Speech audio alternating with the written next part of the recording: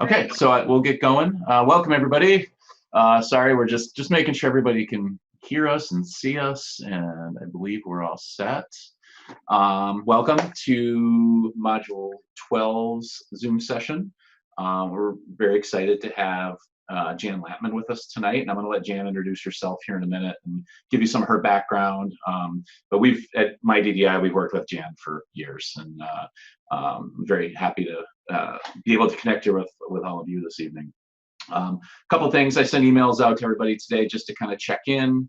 I didn't send everybody received those emails, so no one was singled out. That's just me checking in, making sure, checking on questions, seeing how everybody's doing. We're kind of at that point in the year where we've had a big gap between our last face-to-face and our next one next week. Just want to make sure if there's questions about progress, about any aspects of the program that folks might not be struggling with, but just have questions on, kind of get a sense of where everyone's at. There's that. I don't think I really have anything else. So with that, I'll turn it over to you, Jan, and just let me know when you want me to start the PowerPoint. Okay, sure. So thank you all for coming on the call tonight or on the Zoom tonight. I'm Jan Latman, and I am a recently retired person, but not really retired because I'm going to keep on working. I started my career 35 years ago as a direct support professional working with people who had intellectual and developmental disabilities who were coming out of institutions. Most of the folks I worked with were coming out of the Mount Pleasant Regional Center or the Mount Pleasant Center in Central Michigan and moving back to Midland County. I did that for a number of years, and then I worked for an agency called Lutheran Social Services, which is now Samaritas, and then I became a group home manager, and I managed a couple of different group homes. And one of the things that struck me, I loved working for Lutheran Social Services, and I loved working with the people that I supported. But what I realized is that when they lived in those group homes, they were living in homes that really belonged to someone other than them. They didn't control who came and went from the front door. So if there was, if they had a housemate they didn't like, that wasn't in their, ability to change. If there were even support staff that they didn't like, that wasn't in their ability to change. And even sometimes if there was someone who was abusing or harming them, it really wasn't in their ability to change what was going on in that home because it wasn't their house. In fact, what sometimes happened is that people would be living there and something wouldn't be going right in their life, and they would have to be the one to move out of the house. So if something bad happens to you, you then lose your home, sort of is what would happen sometimes. And I struggled with that idea and that concept. And so in 1993, I was offered the opportunity to, well, actually sooner than that. In 1988, I was offered the opportunity to hear Judith Snow talk about her life story and talk about other ways that you can support people who have significant disabilities to live in the community. It doesn't involve living in places that are not their own. And I got really excited about that. And so I started actually helping some of the folks that lived in group homes that I managed move out of those group homes. And then pretty soon there were fewer group homes, and my services weren't necessarily needed at Lutheran Social Services, but they were needed at the Arc of Midland because the Arc was helping lots and lots of people, both from the institutional settings, but also from families who had just always kept their children at home, helping adults move into their own homes in the community and sort of take their rightful place in that community. So from 93 until just this last February, I worked at the Arc of Midland, helping people who have intellectual and developmental disabilities to thrive in their community. We've helped people become homeowners. We support people who are parents, helped people get married. People have great jobs. Anything that you can imagine that a person would do in their life, I got to help somebody do in their life. So that's what I did for a living. One of the things that I've been very interested in for my entire career is this idea of guardianship and what guardianship is and isn't, and what it can and can't do, and what are some of the other ways that you can help an adult who has a need for support to get the support that they need. So that's me, that's where I came from. So tonight we're going to talk a little bit about supported decision making and some alternatives to guardianship and what guardianship is and isn't. But before we do that, I am curious about three things, And so I want to ask all of you to answer 3 questions for me. And the first question is that I'm very curious about is, if you can think about what was the first concert you ever attended.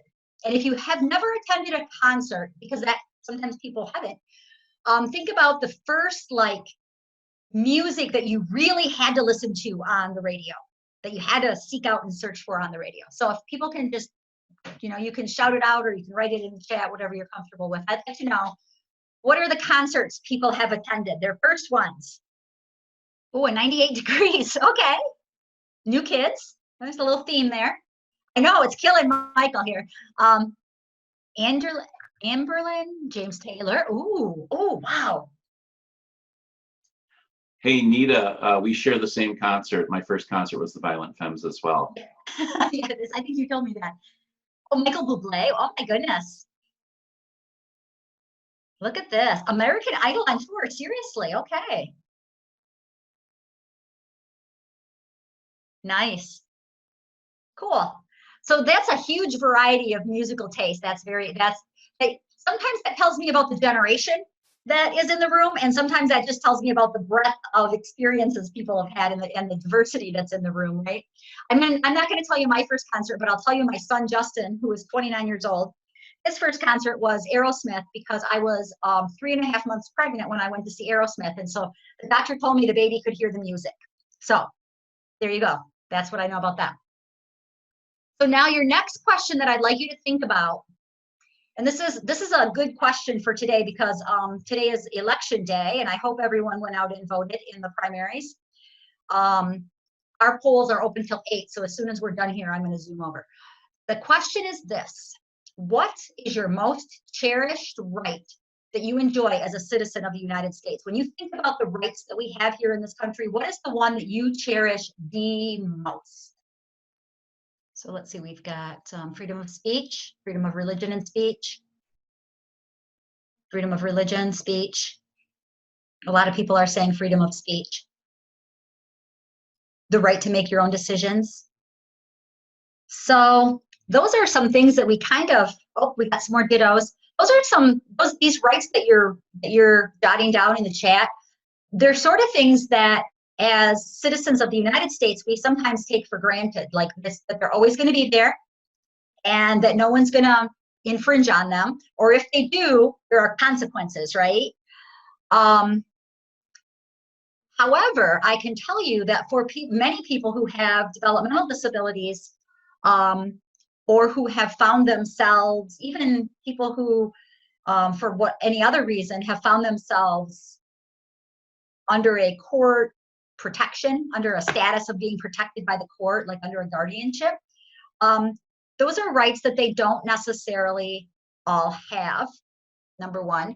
And number two, oftentimes people who live or have lived their whole lives within our service delivery systems, sometimes they have not always felt like they have the same rights as the rest of us as citizens. In fact, if you're a person who served in the community mental health system, the staff that work with you have to take a training in how to not violate your civil rights.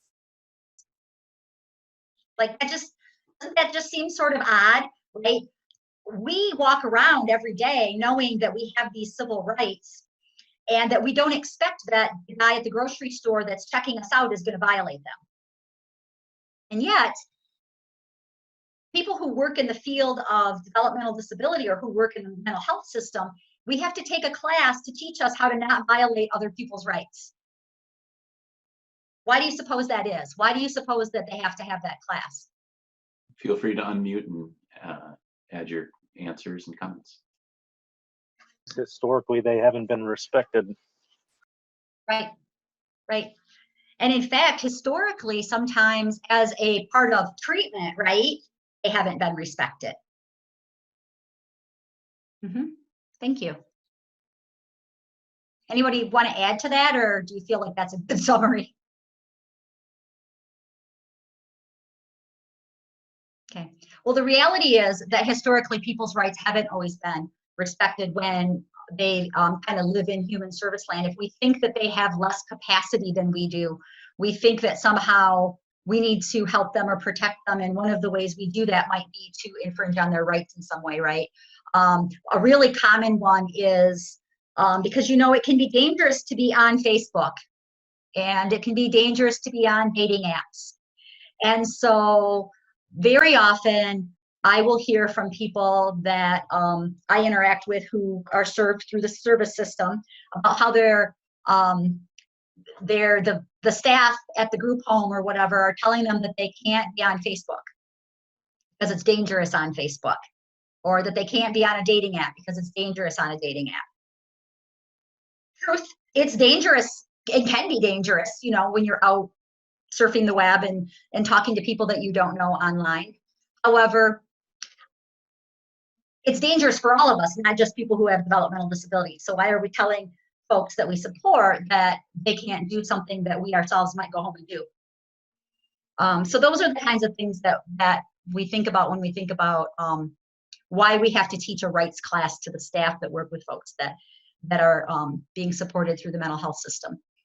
The other thing, though, with regard to rights is that if you have been found by a court to be legally incapacitated or to have a developmental disability, you might end up with a guardian. And what guardianship does is sort of hands over your civil rights to someone else to exercise them. And so we're going to talk about that. So if you want to go ahead, Michael, and put up the PowerPoint, we can sort of get started. We're going to mostly, oopsie, all right. We're going to mostly focus on, go ahead and go to the next slide.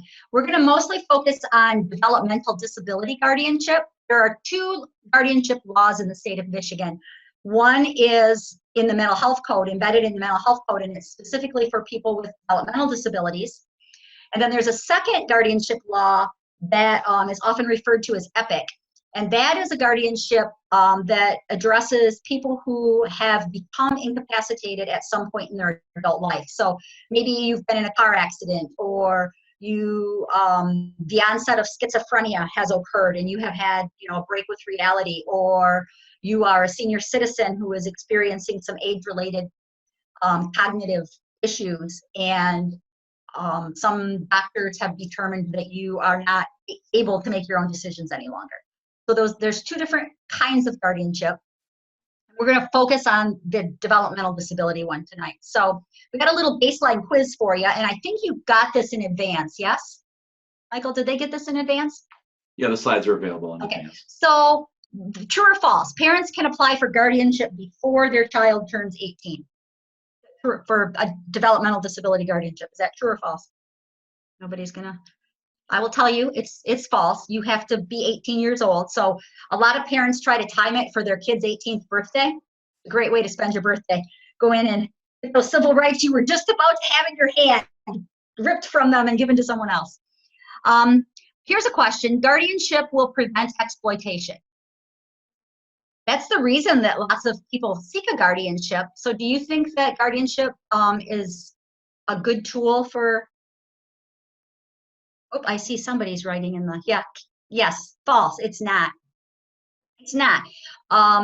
Unless you're planning to be with the person, your ward, it's called a ward. So unless you're willing to, as a guardian, stand next to your ward at all times, that piece of paper doesn't protect them from many of the things that we want to protect people from, right? Number 3, guardianship is needed for all people who have intellectual and developmental disabilities.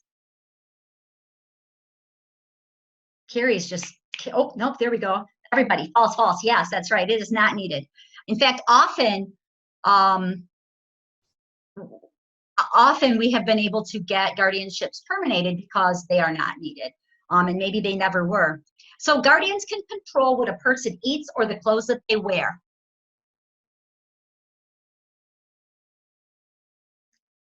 Guardians can control a lot.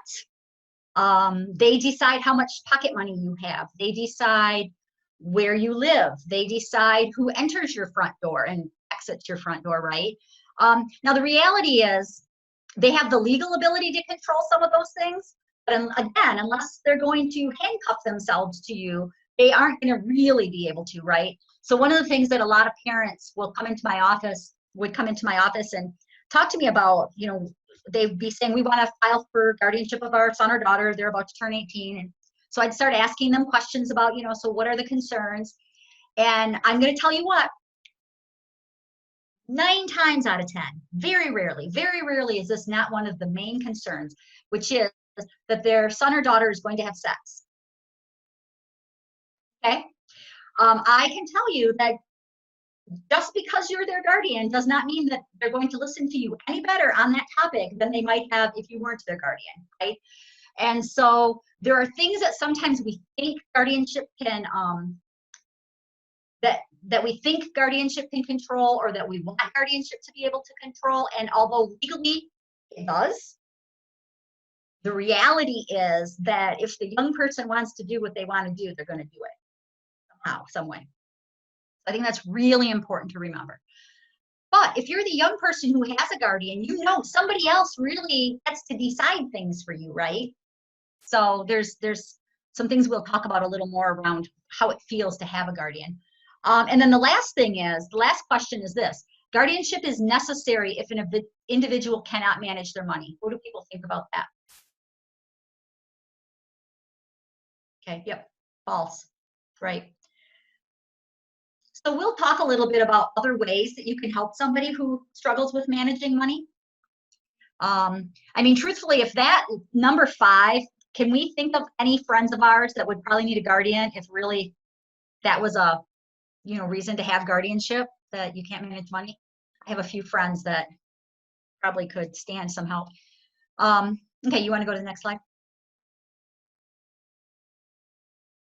There we go. So this is just one parent's story. And, you know, this parent's talking about being overwhelmed. And you can just sort of read that slide. Go to the next slide, if you would, please. Thank you. So lots of parents are like really scared and worried and nervous about what's going to happen to their child when they turn 18, right? Because as a parent, if you've got a child enrolled in school, you are at those school meetings, right, helping make those school decisions. Or if your child goes to the doctor, you're at the doctor deciding if that child's going to get that immunization or what that medical treatment is going to look like. As soon as someone turns 18, schools recognize them as an adult and they become the decision maker, right? Doctors recognize them as an adult, and unless they sign a HIPAA form, that doctor's going to stop talking to mom and dad, right? And so those are the kinds of things that make parents nervous. So when you're thinking about why someone might begin to consider guardianship for their son or daughter, what are some of the things that that are ideas that you would come up with, or that maybe you've heard in your, you know, when you're talking to families? What are some of the things that people think might cause there to be a need for a guardian?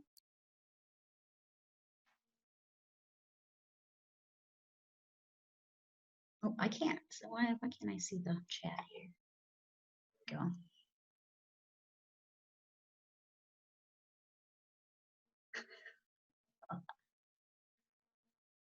What do you guys think? Okay, being able to live on their own, if they're unable to make medical decisions. Any other ones? Living, medical decisions. What are some other kinds of big decisions that people might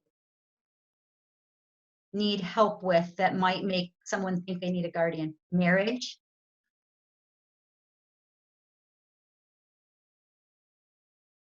Parenting, okay. Sexual behaviors that put them at risk. If they're unemployed and can't support themselves, okay. You guys are coming up with some really good ones. Anything else? So if you go to the next slide, this is some of the stuff that other folks have come up with. Education, safety, medical decisions, finances, communication, and sexuality. So you all hit on most of the things, you know, I think that people worry about and make them think that there might be a need for a guardian. And I'm not going to say that there's never, ever, ever a need for a guardian. I think it's a very personal decision that families make together. But I think that often families make that decision without knowing what all of the options are and without understanding, like in reality, what would work and not work, right? How it would help or not help. So let's talk a little bit about guardianship in the state of Michigan. And the next few slides, Michael, would you go past that one to the next one. This is the one I like. So in a couple of years ago, 2016-17, the National Court Indicators took a look at all 50 states to see how many developmental disability guardianships there were in each state. And so they looked at a percentage. So of all the people who have, this label of intellectual developmental disability, what percentage are under a guardianship? And nationally, that number came out to be about 53%. However, in the state of Michigan, that number was 76%. And so even though for at least, I know, Megan, even though for at least 20 years, there has been a lot of effort on the part of lots of advocacy organizations to try to reduce that percentage and reduce that number, we haven't been able to really impact it that much. Families are still feeling as though that is the only option they have. And so we really need to work hard at making sure that people understand what are all of the choices, what are all of the choices that are available. So we're going to talk a little bit about that. So why don't we go to the next slide? And this is really, this definition of guardianship, sort of, I don't know, I'll just read it to you just because I think it's really important to know that guardianship is a legal situation under which one person or entity, it can be a company, an organization, exercises power over and on behalf of another person. And that person is called a ward. So first of all, you suddenly get this label of, not only do you have the label of intellectual developmental disability, but now you've got a label of being a ward, a court ward. But the reality is another person, or sometimes a company, an organization, an entity, has power over you. So think about in your own lives, who are the people that have actual power over you? If anybody has anyone, they can put it in the chat. Who would you want to have power over you?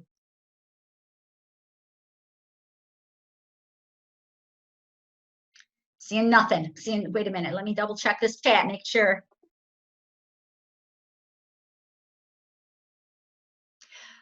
So nobody is saying that they want anyone to have power over them. Okay. And Bree is asking, why is the number so much higher in Michigan than the national average? And I really feel like, because in Michigan, we have, Megan is asking a really good question. You're curious to know if it has to do with what schools are doing. And I do think that it's in part because of what schools tell families. In Michigan, students go to school longer, right? In some states, by the time you're 18 or at the latest 21, you're finished with that educational system, right? So you're finished with a system that might advise you to get guardianship. Whereas in Michigan, you're in school till you're 26, right? Or you can be. And so we still are seeing lots and lots of school districts, as soon as that kid's approaching 18, part of that transition conversation has to do with getting guardianship, right? Yeah, what was this in the last module? Teachers often bring up guardianship, right? So if teachers think guardianship's the only answer, and if school administrators think guardianship's the only answer, and sometimes doctors and pediatricians, right, think guardianship's the only answer, well, of course they're going to try to advise that. And we've had just this long history too of people being more in places, right? People in Michigan, lots of students stay in school past 18 if they have special education needs. And so we have more of a culture of sort of keeping people connected to systems And when systems are suggesting guardianship, well, that's, you know, that's what parents are going to listen to. Parents listen to us. We're the professionals. We are the people they trust to know things, right? And so if this trusted professional is saying, ooh, your son or daughter is going to turn 18, we probably should talk about guardianship, right? Then that's what they're gonna go for. Yeah, Kristen, you're saying that you're seeing this conversation shifting a little bit. How is that shifting? Can you unmute and tell us a little more? I mentioned, like even with our IEP forms, there's always been a checkbox to say, you know, if a person's over 18 and there's been a legal guardian appointed by the court, now there's a box that says there's a legal representative appointed. Okay. And I do not, at least, you know, with our family and the other families in my area, I hear them saying less that the schools are treating guardianship as like a de facto option and more that it's an option. Right. So. Right. That's good. But you know, in fairness to, oh, here we go. My internet's unstable, people, but I think that we're okay. If you can hear me. I think that the more we educate educators about alternatives to guardianship, the more you're going to see, Kristen, that shift, right?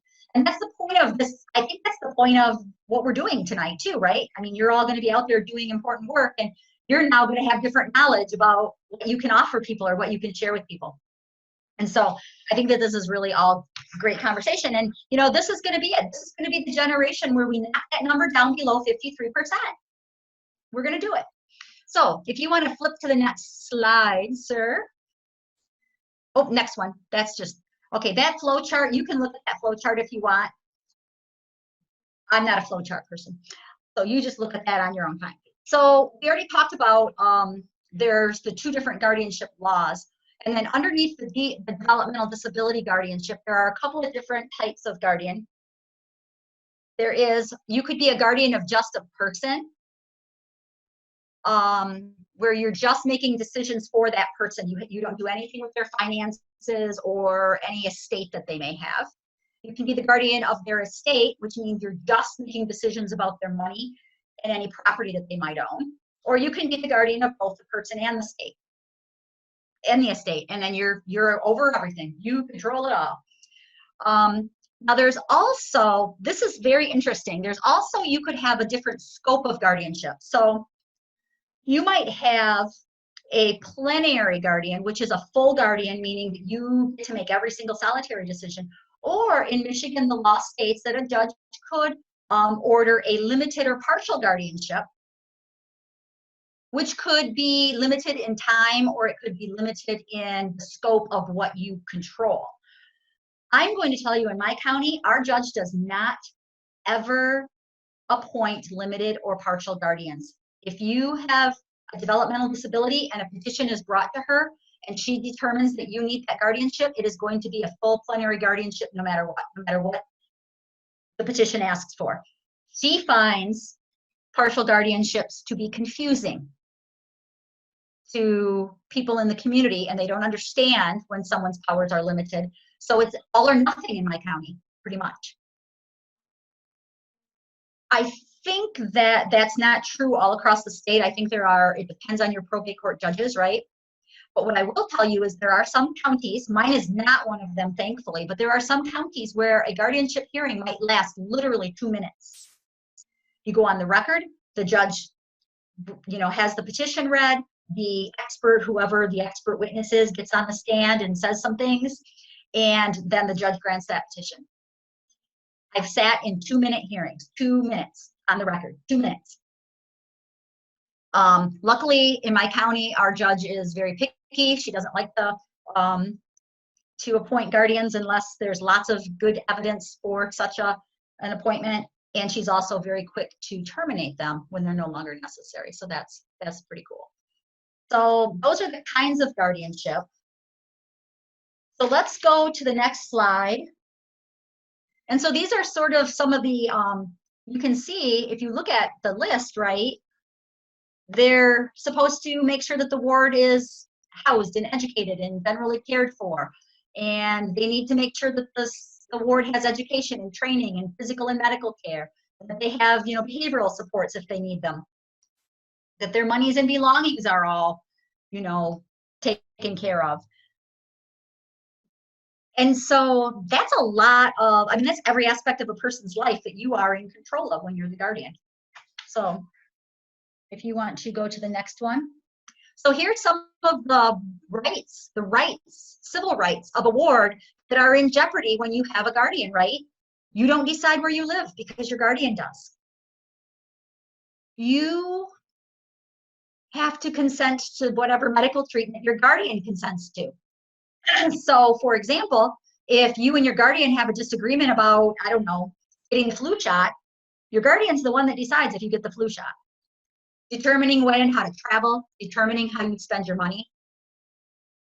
If you want to change schools or change vocational programs or quit one job and get a different job, those are all things your guardian decides, not you.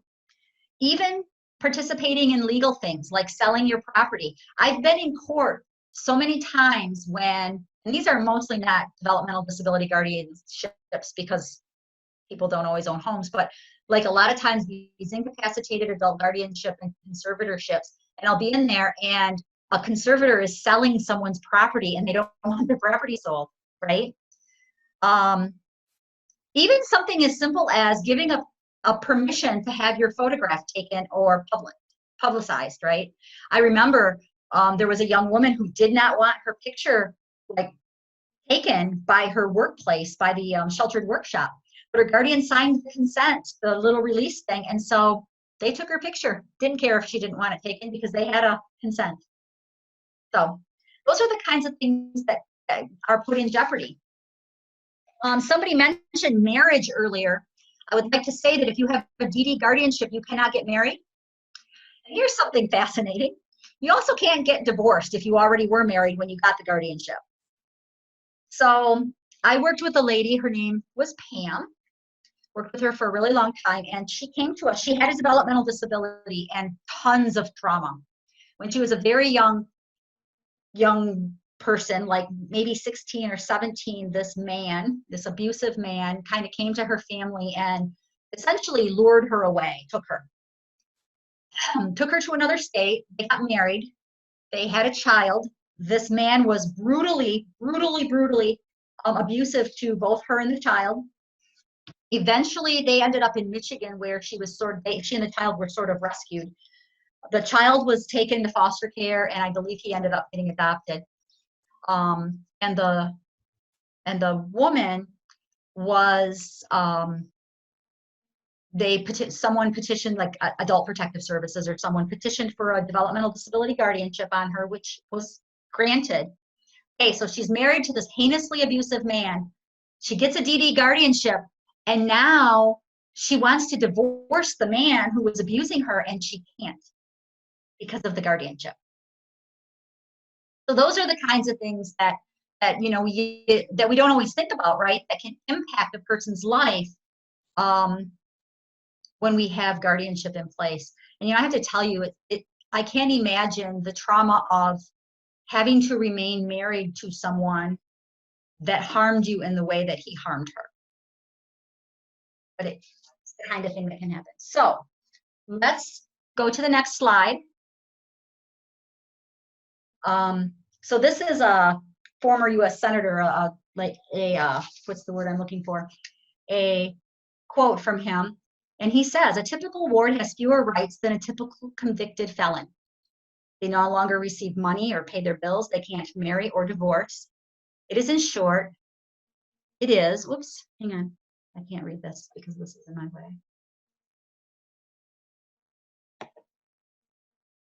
It is, in one short sentence, the most punitive civil penalty that can be levied against an American citizen, with the exception of the death penalty. Can you imagine that you are a citizen in this country, and yet you because of a civil action, a civil court action, you lose almost all of your rights, and that's what can happen with guardianship. Now, I have to give you a disclaimer. I actually served a number of people as their guardian for a number of years. And so a lot of my personal feelings about guardianship comes from having experienced being the person that has the control of another human being's life. And I want to tell you that as debilitating as it can be for the ward, it can also be harmful for the person who holds that control and that power. And so I think that there are so many wonderful other alternatives to guardianship. And although there may be times when guardianship is our only option, we should explore what else there is. And so people with guardian, Andy just asked a really great question. That is the one thing that people with guardianship can do. They can vote. So if you're working with folks that are under guardianship and want to go and vote, that is not a right that has been taken. It's one of the few rights that was not taken from them under that guardianship. So please, please help people and encourage people to vote, exercise their right to vote. Maybe they can vote for legislators that are, that understand freedom and would be willing to help us change some of these antiquated rules with regard to guardianship. You never know. All right, so can we get the next slide? Thank you. Yeah, so moving forward, there must be a better way. And so we're going to talk about that. Next slide. So we're going to talk about supported decision-making. And, it's really based on this notion that we all need people, and we all have people in our lives, right, that support us, help us, people we go to before we make a big decision. Everybody does that. We all do that. And so now I have my third question I want to ask you all, and that is, I assume that no one on the call is under guardianship. So that means that you probably need to have someone who will help to decide what medical care you would receive if you were unable to do so, right? You get hit by the beer truck. Who is it that's going to honor your wishes and, either pull the plug or not? I have a friend, Anne, who she picked me over her husband because she's pretty sure he won't pull the plug on her. So who is your person that's going to help you make those decisions? And it can be, you don't have to say like a name. You can say like the role they play in your life. Yeah, my parents, my mom. Anybody else? Husband, fiance, yeah. My friend Anne would say, she'd say her friend. She'd say her friend because her husband's too soft-hearted and won't do what she wants. So, okay. So nobody boy, I hope somebody runs to the court to get me a guardian, right? Because you have somebody in your life. My guess is that most of the people, the families that you come across, right, that might be considering guardianship, that person that they care about also has someone that they trust the most of anyone, right? They have people in their lives that they would trust to help them make those decisions. And people that they've been trusting to help them make decisions up to this point, right? So let's go to the next slide. So we talk about supported decision-making as opposed to substitute decision-making, right? So the substitute decision-making is when somebody else makes that decision, they just make it. And, that takes away some of our rights. It limits our rights. It limits our choices. It limits our freedom. Supported decision-making is a process that honors the fact that it's the person whose life it is going to keep their rights, and they're going to make decisions with the help of their freely chosen allies, right? The people that know them well, the people that care about them. And that is related to whatever decisions they're making, legal decisions, personal decisions, whatever kind of decisions. So we're going to talk more about that. So let's go to the next slide, please. So how do you get started? Well, it starts with a conversation, right?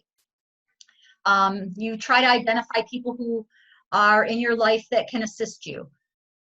You take a look at different kinds of decision-making tools or assisted decision-making tools. And then you decide, you set up some kind of an agreement and you decide, and then you communicate that to everyone. So I think you got some, did you get some handouts? Michael, did they get, what did they get that showed examples of the different kinds of tools? They had links to a few documents and then the videos as well. Okay. Yeah. So, okay. So there are lots of like different kinds of tools, right? So if you think about it, for money, for financial stuff, if you're just getting Social Security, you can have somebody be appointed to be your representative payee for Social Security, right? They then help you pay your bills and take care of your money, but they don't get to decide what's done with your money, right? Once you've got your bills paid, that money is for you to work with them to decide how it gets spent. There are trusts.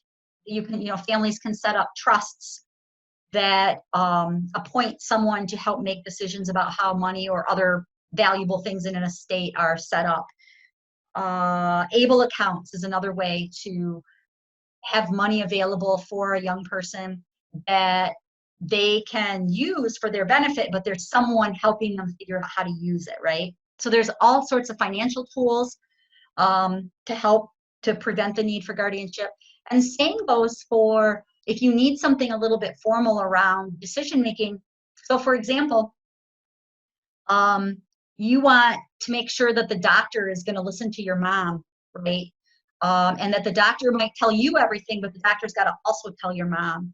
There are very simple common law powers of attorney forms that you can fill out, and then you can give that to your doctor, and the doctor has to honor that, right? The doctor knows that, okay, you're telling me that you want me to talk to you and your mom, and that you and your mom are going to sign papers, and you and your mom are going to come to me together and tell me what your decision is.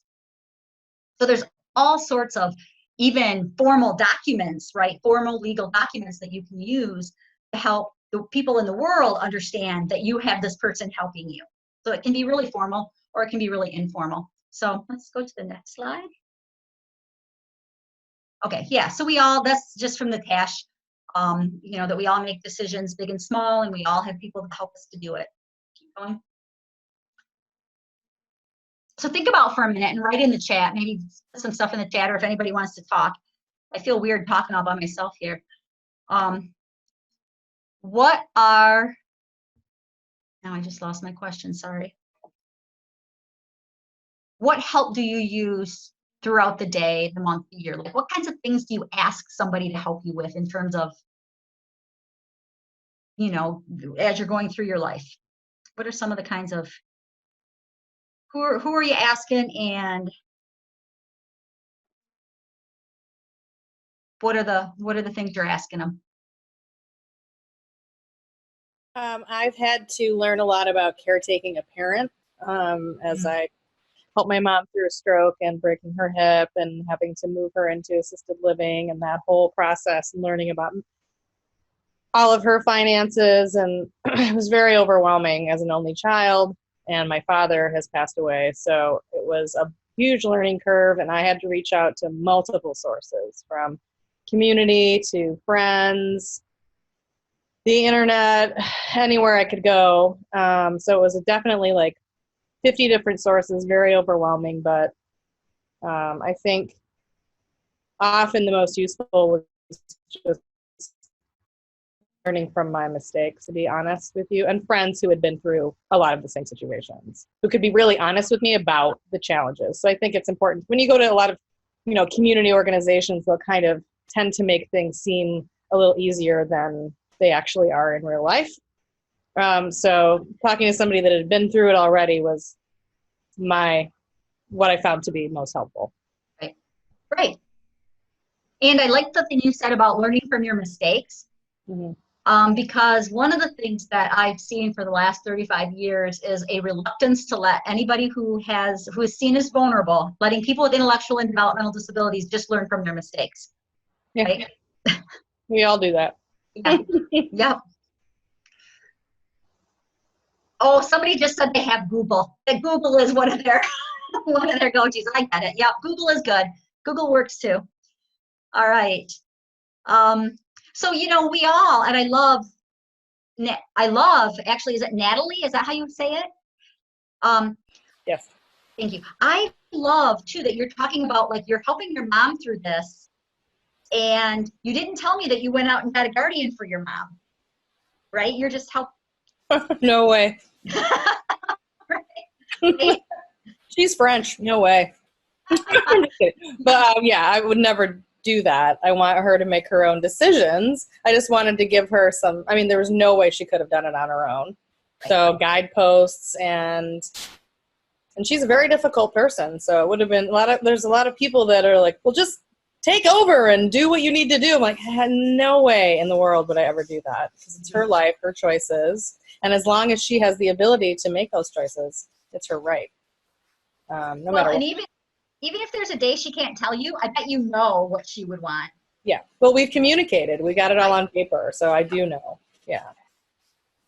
And I like what you said about her being difficult. Is that what you said she was? Difficult? She's very difficult. Okay. Okay. I love you. I'm sorry. Very difficult. Yes. Is she on the call? She can hear us. She's So- always in my head. I see. Well, here's the thing. That she'd get even more difficult if you started trying to take control. Yeah, absolutely. That wasn't even an option. I just knew. Right. Yeah. I mean, nobody wants to be pushed around. Right. It's your life. These are your choices. I think if things had become unsafe for her, then I would have brought in other people to help me talk to her and find other ways to communicate the problem. Because sometimes when you're the closest person in someone's life, it's the personal part of it comes in. And sometimes it's good to have often it's good to have an external party as well, and to bring in the more broad perspective and objective perspective. Right. Absolutely. So one of the little sidebars that Natalie helped to bring up is that idea too, or one of the other side effects, I'll call it, of guardianship can be somebody who already uses challenging behavior to communicate will use ever more challenging behavior to communicate when they start losing control or feeling like they're losing control, right? And so sometimes we think somebody who, for example, has fetal alcohol syndrome and gets in trouble with the law a lot, that would benefit them to have a guardian, when in reality, they're so ticked off that they've got a guardian that they get in more trouble and act more, and listen less, So those are some things to just sort of consider. Can we go to the next slide, please? So, here are some of the ways we do it, right? You have a one-on-one conversation with someone. Circles of support. So I grew up in my professional career learning from, as I said earlier, Judith Snow. How many people know the story of Judith Snow? Can we just do a quick, maybe in the chat, or raise your hand? Yeah. Judith Snow, do a lot of people know Judith? So she was a lady, I'm just going to tell you. So Judith Snow, okay, yeah, some people don't know Judith Snow. So she was a woman who lived in Canada many years ago, and she was born with significant physical disabilities, not intellectual disabilities, but her physical disabilities were such that as she grew, when she was an adult, here's what she could move. She could move one finger, and she could move her head a teeny tiny bit, and sometimes she actually needed to be on like a ventilator to help her breathe. But mostly she could breathe on her own, but her breathing was very shallow. So she was always getting respiratory infections because she couldn't really move at all. And sometimes people that were caring for her didn't move her body. She was prone to a lot of skin breakdown, which would then get infected. So Judith, as a young person, found herself living in a nursing home in Canada. She was in school, like in high school, living in a nursing home, right? She'd gotten too big for her parents to care for at home. And she needed lots and lots of nursing care. I mean, sometimes she was literally on a ventilator, right? So, I mean, you had to be somewhere where there was nursing, they thought.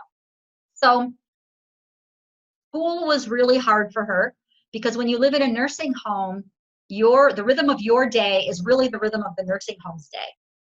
And so let's say the bus with the special ed bus was going to come and pick her up from the nursing home at 7 a.m. But if someone called in sick on her floor at the nursing home, that pushed her shower back. And so she wasn't ready to get on that school bus at 7. So it was a very challenge, as brilliant as she was in her mind, her brain was so brilliant. Getting through school was really hard for her. She then went to college and did magnificently, except that she often had to miss classes because of the nursing home issue, and also her physical health. But she also sometimes would miss things like, how many people after class say, hey, let's go get a beer, right? She never could do that. She was on the bus to the university, back on the bus, back to the nursing home. That was her life. And so as she was getting ready to graduate from university, some of her friends that she made there who were professors were encouraging her to take a position at the university and go to grad school. And what that did, instead of causing her great joy at feeling included and feeling like she was going to maybe have a career path, it caused her great sadness and depression. Because here's what she knew. If you're a student and you miss school, you can make it up.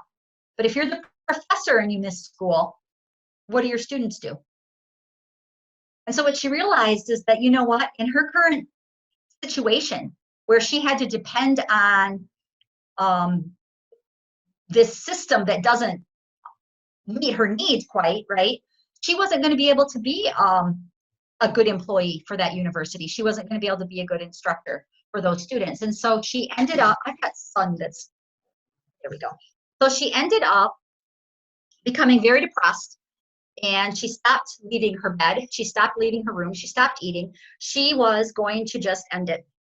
She couldn't see a purpose in her life. She couldn't see a future. And so what happened is these people who cared about her from the university said, oh, no, we're not going to let that happen to Judith. And they formed what they called the Joshua Committee. And they did 2 things. The Joshua Committee did 2 things. First of all, they said, Judith's going to die if we don't get her out of the nursing home. So a group of them went and found a barrier-free apartment.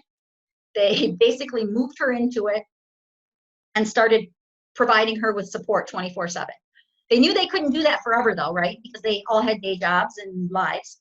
And so the other part of the team started doing some strong advocacy and lobbying with the government in Ontario, and convinced some bureaucrat to give them a little pot of money to try something, which they used then to pay for the support that Judith needed so she could live in her own home. That was like, I don't know, maybe in the late 70s.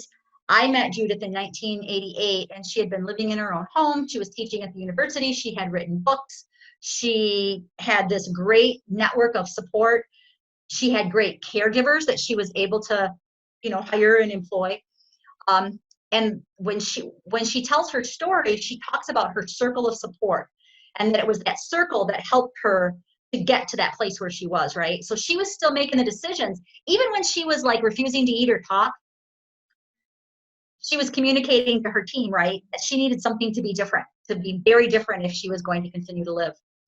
And so that's where in Michigan, sort of circles of support really were born, is after hearing Judith's story and thinking, what would it look like if instead of being so prescriptive and finding guardians for people and making decisions for people, what would it look like if instead a person with a disability brought around them all the people that care about them to help them dream about what they would like their life to look like, and then help them figure out how to make that happen. So circles of support are, in my mind, one of the, we all have an informal circle, I think. I think that some of you were writing down, who were the people in your circle when you were talking about who helped you make decisions. And so in my mind, the idea of bringing together your allies to help you make decisions is the most natural and one of the easiest ways that you can help somebody make important decisions. We talk about teams, and that can also be like your circle. We talk about peer support. I think that was mentioned earlier, right, is talking to people who've been through that experience themselves to try to get information. And then some of those formal and informal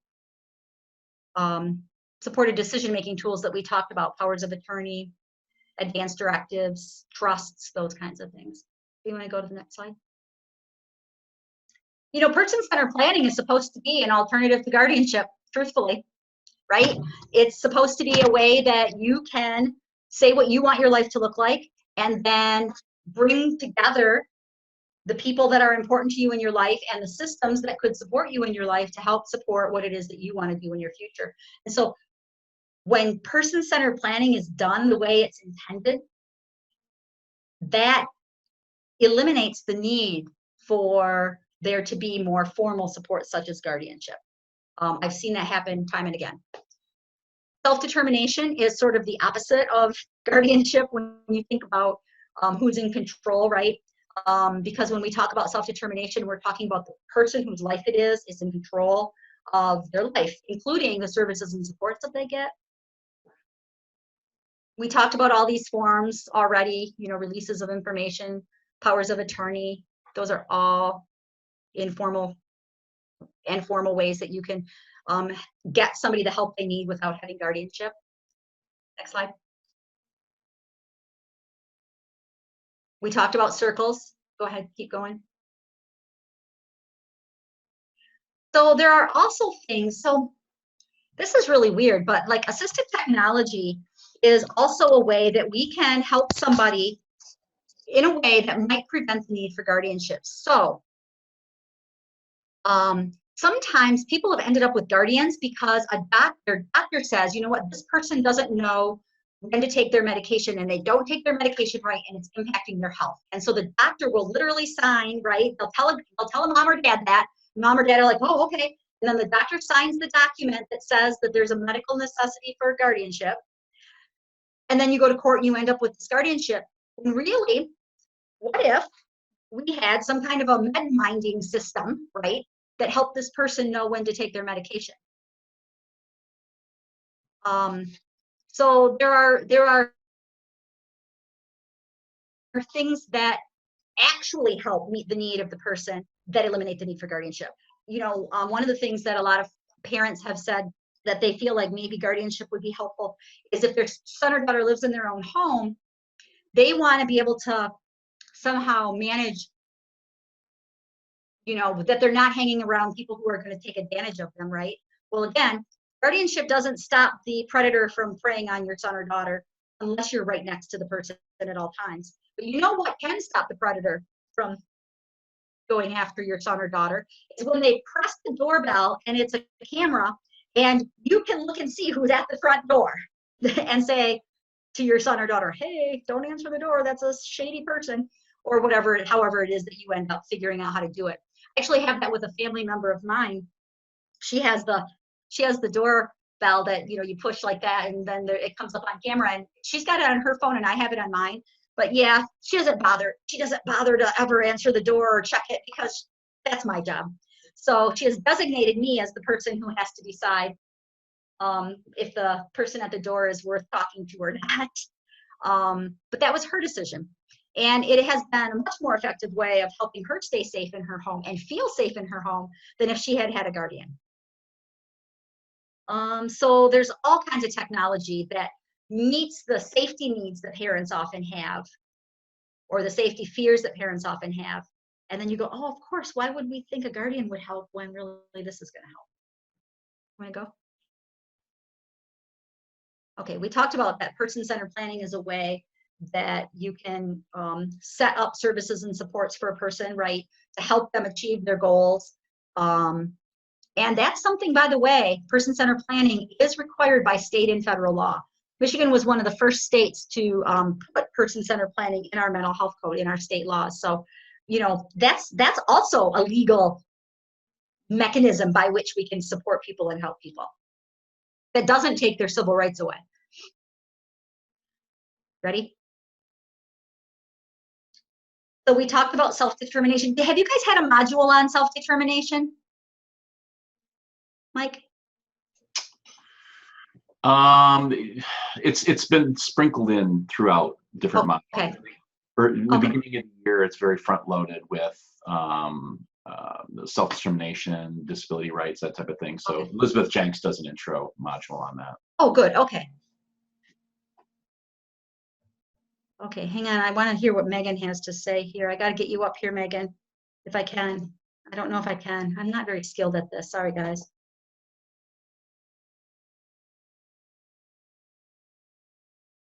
Okay, so you know what, Megan brings up a really, really good point that I think is starting to really worry families and individuals with disabilities. Megan, do you want to unmute yourself and say it, or do you want me to just read it from the chat? I can try and say it. I'm sorry. I have been under the weather, Oh, but that's okay. essentially, it's really hard to always feel good about discharge planning from like an inpatient to an outpatient service, because you can prescribe a certain amount of hours or a certain amount of assistance, but that doesn't mean that a nursing agency can provide those. So then you don't know how to ensure that someone's getting appropriate care. You know what it is, but they're not getting it. And you just don't know how to like work around that. That can be really difficult. And I wonder, for people who have some more medical complexity, if that plays into some of the guardianship choices. You know, Megan, I do think that it probably does. We are facing, and you're seeing it. Do you work in a hospital? Yeah, okay. So you're probably seeing it from the standpoint of people who've been in the hospital, and maybe they even got to the hospital because they weren't getting enough care, right? And now you're going to discharge them back to a situation where they're probably not going to get enough care. And that's tricky and scary.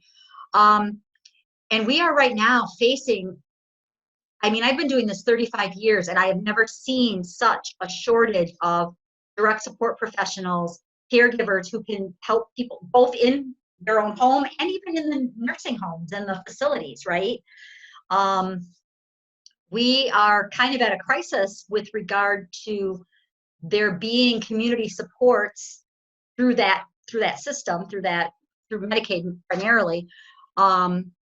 And that's scary for people, and it does put people in jeopardy. And I think it does play in sometimes to people's families feeling that maybe if I was the guardian, I'd have more power to push harder, or somehow I'd be able to impact it a little differently, right?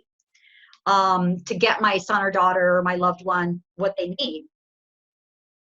I can tell you it doesn't play out that way. It doesn't work, right? It's not effective. It's the shortage is the shortage, and it sort of doesn't matter. But one thing that I will say, you know what, I will say this, is that what I have found is that people who have strong circles of support, they have strong family connection, they have strong neighbor, coworker, community people in their lives, struggle a little less with that, especially coming out of like a hospital situation, because members of the circle will sometimes just step up and fill in some gaps for those short periods of time as someone's recovering from a critical illness. So I'm going to tell you about my friend Tim Bartlett. This makes me want to tell a story. So I'm going to tell you the story of my friend Tim Bartlett. Does anybody on the call write in the chat if you've heard of Tim Bartlett? Some people probably have. Anybody? Nobody has. Okay, so Tim Bartlett lived in Midland, Michigan. I'm going to start with the end. He did pass away a few years ago. Actually 12 years ago now, I guess it's not a few. He passed away. But Tim was the first person in Midland County who had very significant developmental disabilities, who lived in his own home, not a licensed setting, and he lived in his own home separate from mom and dad. Tim was born with, they called it, it's got a nice medical name, and one of the medical people, you're going to know it, and you're going to write it in the chat, and you're going to say, that Jan Lampman, what's wrong with her? But they used to call it floppy baby syndrome. And so when Tim was born, his muscles were very weak, including, his diaphragm, which means that, and his heart, both of those, which means that breathing was hard, and, his heart pumping was hard, and swallowing, all of the things that you need muscles for, were difficult for him. And when he was born, the doctor said, yep, you need to take this baby home and love him, because he's not going to live more than a few weeks. So after he went to his, second or third well baby check, so 3 months old, 2 or 3 months old. You know, he was still alive. And the Bartletts were like, okay, well, he made it, so now what? And they said, yeah, he's never going to walk. He's never going to talk. He's just going to live a few years. You just love that baby and cuddle him, and he's not going to be with us for very long. Okay. So when he was 4, it is true he was not walking yet, and it is true he was not potty trained, and it is true he was not talking yet. But you know what? He was alive, and he was he loved his siblings, and he was a little fighter. And so at that point, the doctor said, oh, we don't know how long he's going to live, but he's not going to have a good quality of life. And he's going to need to probably go to the institution, which was the Mount Pleasant Center. This was like in the 60s. So the doctors were recommending that they place their son at the Mount Pleasant Center, which was a large institution. At that time, there were 2,000 people living there. So the Bartletts were like shocked, like, what are you talking about? Why would we take our baby there? I mean, he's our child. But Myrna, being someone who never wanted to miss out on a possible, solution to a problem, said, well, we should at least go and look at the institution. So they drove the 26 miles over to Mount Pleasant to visit the Mount Pleasant Center, and what they saw frightened them, made them sad, made them want to adopt a bunch of kids that were living there, because it just wasn't what they considered a quality of life, right? So as they're driving home from Mount Pleasant, Tim's dad says to Myrna, now remember, Tim is 4, he can't talk, he can't walk, he has not been potty trained. Dad says to Myrna, well, Tim can never live there. And Myrna says, she's in her head thinking, hell, you're right. But she wondered what his thought process was. She goes, yeah, so why do you say that? And he says, well, they said that the people who live there can't vote. Tim would never be able to vote if he moved to the Mount Pleasant Center. So Myrna's like, oh, yeah, because that's what we're worrying about right now with our 4-year-old who can't walk, can't talk, and, isn't potty trained, that he won't someday be able to vote. So that was just sort of a funny piece of the story. But let me tell you what happened as Tim grew up. As Tim grew up, he eventually did learn to walk very slowly and at a shuffly pace. He eventually learned to talk. Oh my goodness, the drool that came out of that man. He could talk and he could swallow enough to eat. His food had to be kind of, mushy, but he could do it. He actually, this is kind of fascinating, even though you couldn't really understand him very well when he spoke, if he sang, he had this beautiful, perfect pitch, baritone voice, and you could understand every word that he said. And we don't know why he could do that, because his muscles shouldn't have been strong enough, but evidently they were. So as Tim was growing up, he had some siblings. He had 3 siblings, and they all went off to college, and then they got married, and then they moved into places and had jobs and careers and started having babies. And Tim's like, wait a minute, why am I still living with mom and dad? This is bull crap. He might have said a swear, but I'm going to say bull crap. And so he didn't care for that. And so that happened. Tim came to this realization that, like, whoa, why am I still living at home when everybody else gets to have a life? At the same time that Judith Snow had come to Michigan in 1988 to tell her story. And so the Bartletts heard the story along with several other people from Midland and said, you know what, we're going to try to have one of those circle things for Tim Bartlett. So they came back to Midland, and they invited 160 of their closest friends from the community. Ed worked at Dow, and Myrna was a caterer, so they knew lots of people. They invited fellow ARC members, so other parents of children with disabilities. They invited a realtor. They invited a banker. They invited Dave Camp, who was at that time a young man running for state representative. And they thought that a politician would be a good addition to the mix. They invited the director of community mental health. They invited the director of the ARC of Midland. They invited 160 people, friends and people who they thought could help them. 100 people showed up for the first circle meeting because people were intrigued. They were curious. And they loved Tim. Ultimately, from that first meeting that happened in 1988 until the day Tim died, here are just a few of the accomplishments that Tim was able to enjoy. He never had a guardian. He always had a circle. He didn't always agree with his mother. And so here's what he would do. He determined that I was the one that could take his mom in a fair fight if worse came to worse. And so if he didn't agree with mom, he'd come to me and then he'd get me on his side. And then he'd have me go mano a mano with his mother to, get it to be the way he wanted it. So that was my job. It was a fun job. So here are some things. Tim wanted to have his own business. He wanted to be able to travel around and talk about supported community living. And he wanted to sell stuff, and he wanted to go to the pool. He wanted to stay in hotels with the pool. And so ultimately, Tim ended up with a business that allowed him to be able to own a van that he could not drive. Other people had to drive it. He once tried to entice my 12-year-old to drive it. I didn't care for that. But he had a van. He had his own home. He always dreamed of joining a fraternity. And when he first moved into his own home, one of the people on his circle was the next door neighbor to his parents. And she was the housing director at Northwood University. And she would always get students that didn't want to live on campus, but didn't also want to go to the party houses. And so she found 2 Northwood students to be Tim's first roommates in his home. And so here's 2 things that happened because of those roommates. The first one was that Tim learned how to get in a car. He was like 22 years old when he moved into his own home. And the way he would get in and out of his parents' car involved a lot of them helping, and a lot of gyrations, and a lot of footprints all over everything. It was just messy and ugly to get into a car. So he'd been living in his house for a couple of months, and his mom went to pick him up for someplace. And lo and behold, he goes to get in her car. She's ready to do whatever it is she had to do to help. And instead, he opens the door, he sits down, he sits his butt down on the seat, and then he turns slowly and lifts one leg up and sets it in the car, and lifts the other leg up and sets it in the car. And Myrna's like, wow, Tim, how did you learn how to get in a car?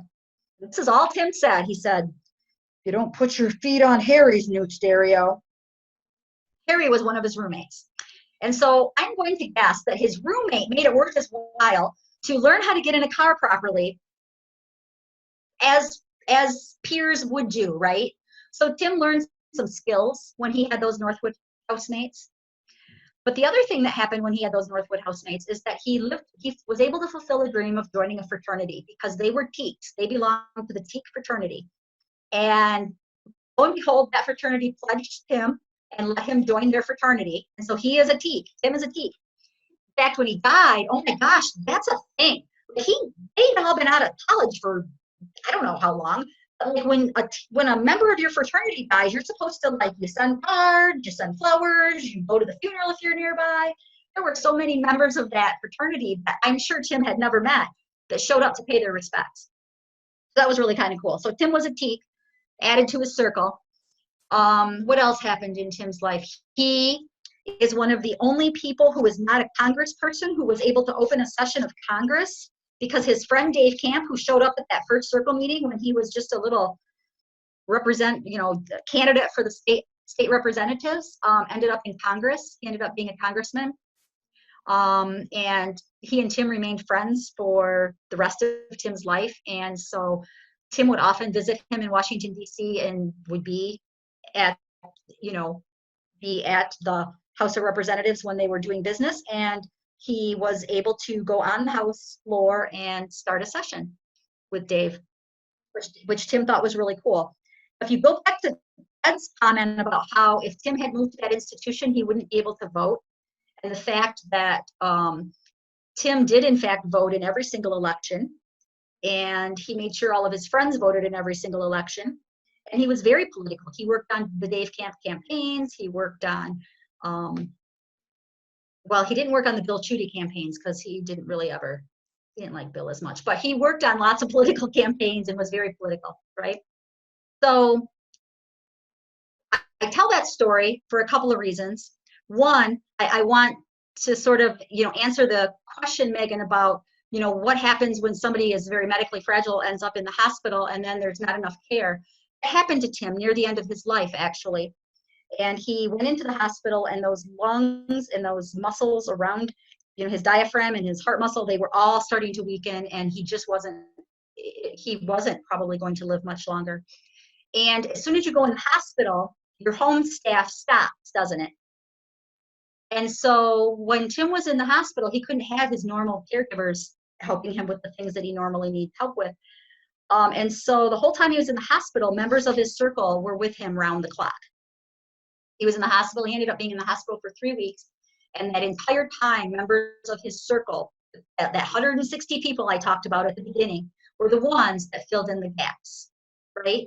And so when we build strong circles and we have those moments where we need someone to fill in the gap, there are ways that that can happen, right? When we're building strong relationships. So that is Tim's story. And I think he has probably the best story about how you can live a self-determined life where you're in control and in the driver's seat, and where you can get the support that you need, even if the system can't afford it, or if there aren't enough caregivers, or whatever it might be that's getting in the way, right? So my favorite combination of strategies to avoid guardianship are self-determination and circles of friends, if we're gonna just talk about my favorites. Ready for the next slide? Yep, Jan, you got about 10 minutes left. I see that. So I'm not going to go over all of the rest of this PowerPoint is mostly about the different tools you can use, right? Powers of attorney, release of information. But there's all kinds of documents that can give people permission to talk on your behalf, or to talk with you, or to get information about you. And just as I sign a HIPAA form so that my son can get information about me if he needs it, if I'm sick, right? A person with a disability can sign that form so that their mother can get it, or their sister can get it. So there's lots of that kind of stuff. I guess I'm curious, we've got about, what, 10 minutes you said. So I'm just curious, I don't know, what you guys are thinking about this. Like what's going through your heads right now? What questions do you have? You can either unmute yourself or you can do the chat. So here's a question I have for you. So do you think that if more educators and more medical professionals knew about alternatives to guardianship, do you think that would be a way to impact a very large statistic related to guardianship in Michigan? So how many of you on this chat, on this call, are in places where you will eventually, right, have some ability to do teaching and training with other professionals? Are there some of you on the call that are in that position? Yeah, okay. So, few, okay. So is there anything else you want to know? Was this helpful? I think it was helpful. I had heard of several of these terms before, but I'd never heard them used in the context of being alternatives to guardianship. Okay. Yeah, so that was helpful to kind of frame it that way. Okay, good. Anything else? What happens if we're done? You guys get to get off the call early, right? I have to tell you, my son is patiently waiting because we're getting Chinese food when I'm off the call. So he's probably like, he's gonna be happy that you guys don't have lots of questions. That sounds like a good idea, actually. Chinese? Yeah. Where do you get to? Where are you living? Where do you live? Ann Arbor. Oh, in Ann Arbor. Okay, you have lots of good food there. We don't have quite as much good food in Midland, Michigan as those of you in Southeast Michigan have. So, so I'm kind of bummed about that. I have a question in the chat. I see that. Yeah. Are there other organizations? So yeah. So lots of chapters of the ARC Michigan for sure. In fact, on the ARC Michigan's website, they have like a little like it's a book basically that has a whole bunch of different templates for the tools that we talked about, like a power of attorney template and a advanced directive template and some other kinds of really helpful information. Oh, there's a YouTube. What's that one? Is that like a video about alternatives to guardianship? Yeah, it's called Rethinking Guardianship. I think it's from the Autism Yes. Alliance of Michigan. Yeah, it is. That's awesome. That's a great video. Yep. Look at that. Michigan Protection and Advocacy has information that they can give, and they have in the past assisted people who were trying to get guardianships terminated.